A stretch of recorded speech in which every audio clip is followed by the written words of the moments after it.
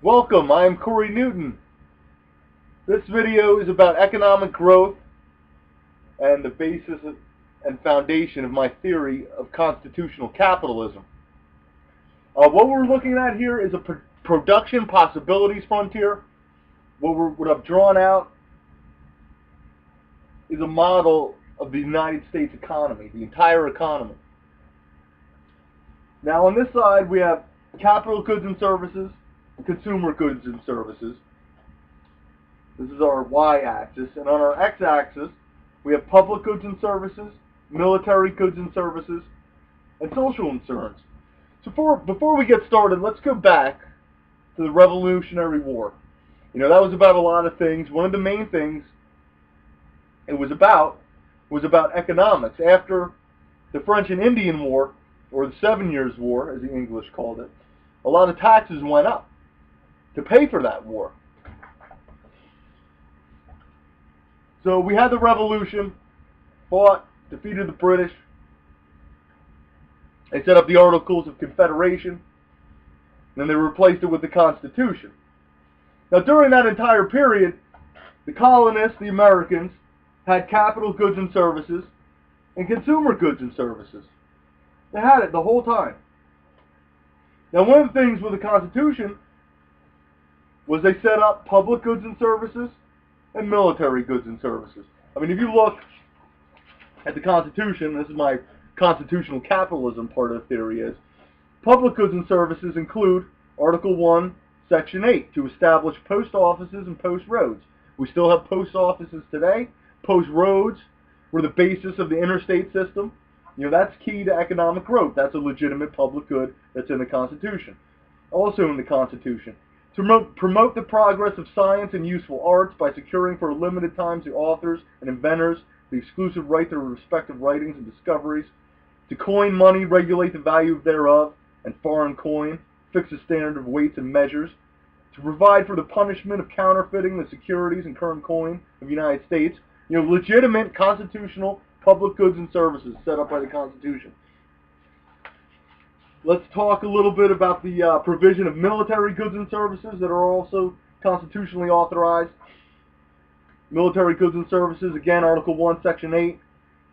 To raise and support armies, but no appropriation of money to that use shall be for longer than a term of 2 years.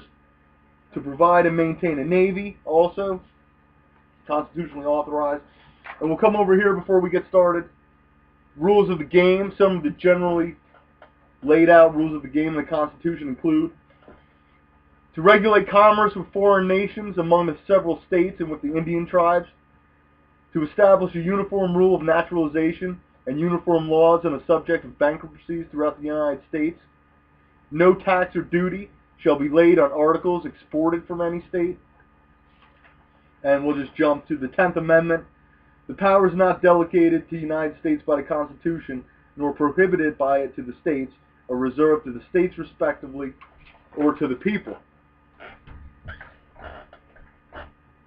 So since capital goods and services and consumer goods and services already existed, when they set up the Constitution to provide public goods and services and military goods and services, the mechanism to fund these was out of taxing the profits of capital goods and services and consumer goods and services.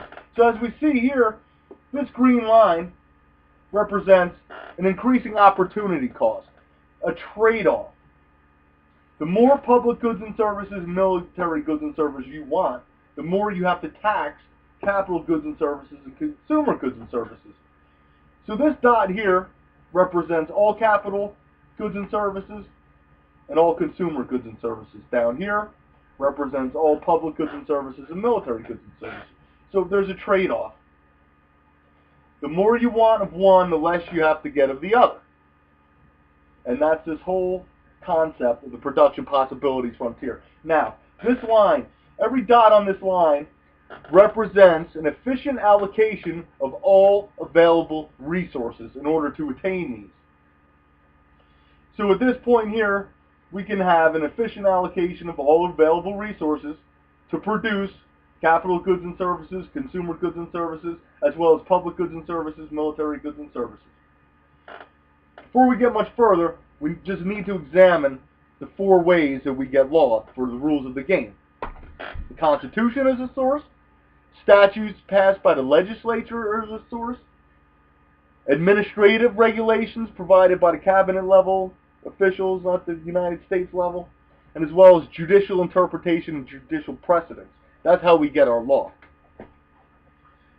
So stepping back to the modern era, or stepping forward, I should say, to the modern era, what the statutes, administrative regulations, and judicial interpretations have added to this production possibilities frontier is social insurance.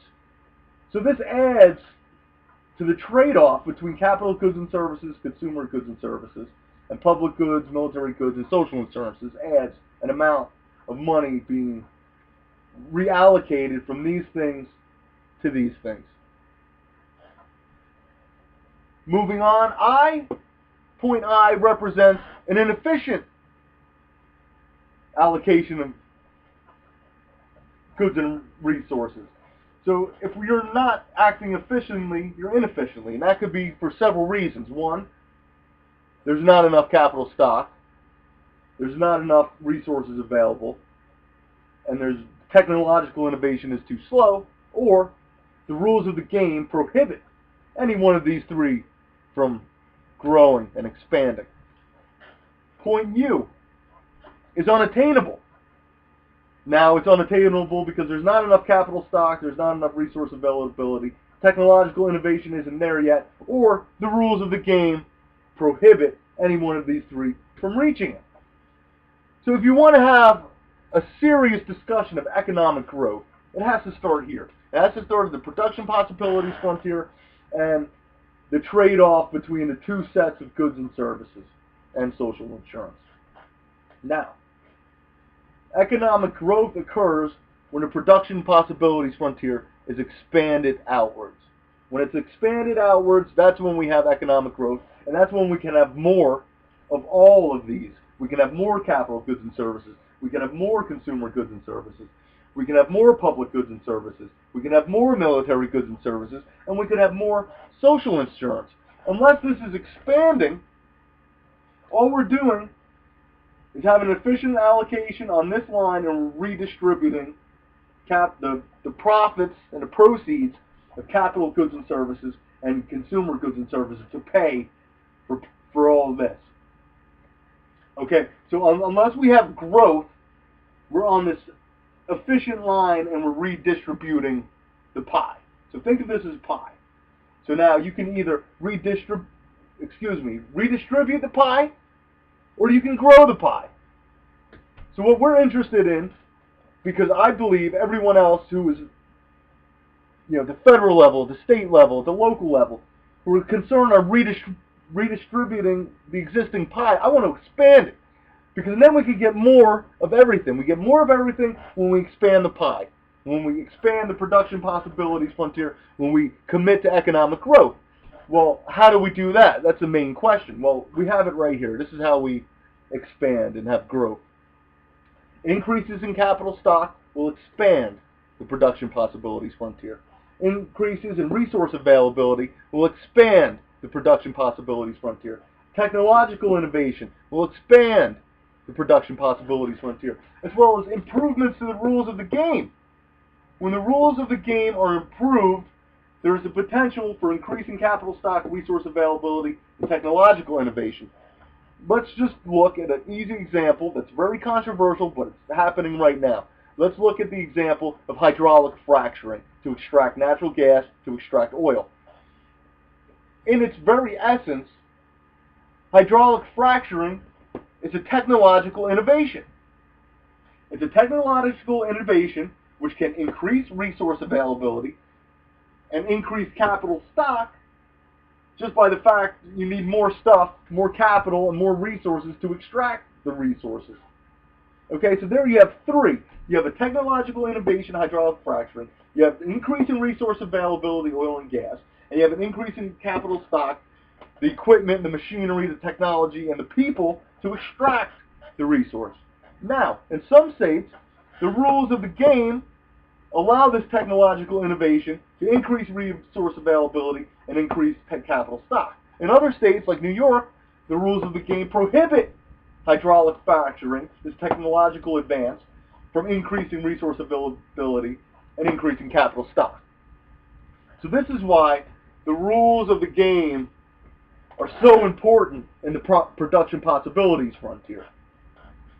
Because improvements to the rules of the game can increase capital stock, resource availability, and technological innovation, which will increase capital goods and services and consumer goods and services, which will enable funding mechanism for public goods and services, military goods and services, and social insurance. So the rules of the game can potentially expand the PPF out to the unattainable level and grow the size of the pie, which will grow capital stock, resource availability, technological innovation, capital goods and services, consumer goods and services, public goods and services, military goods and services, and social insurance. So there is the model of growth. Okay, and you keep doing that, and you keep expanding it out, and you can have more of all of this. So this is our introductory video. There's going to be several more videos explaining this in more detail. I need everybody to understand this. I want everybody to understand this. This is a more advanced PPF than you're going to see in an economics textbook. Usually it'll be a trade-off between guns and butter, apples and oranges, pizza and hamburgers. And that's such a basic PPF that, you know, you can't really look at this type of thing. So I've created this to look at it in a more realistic fashion.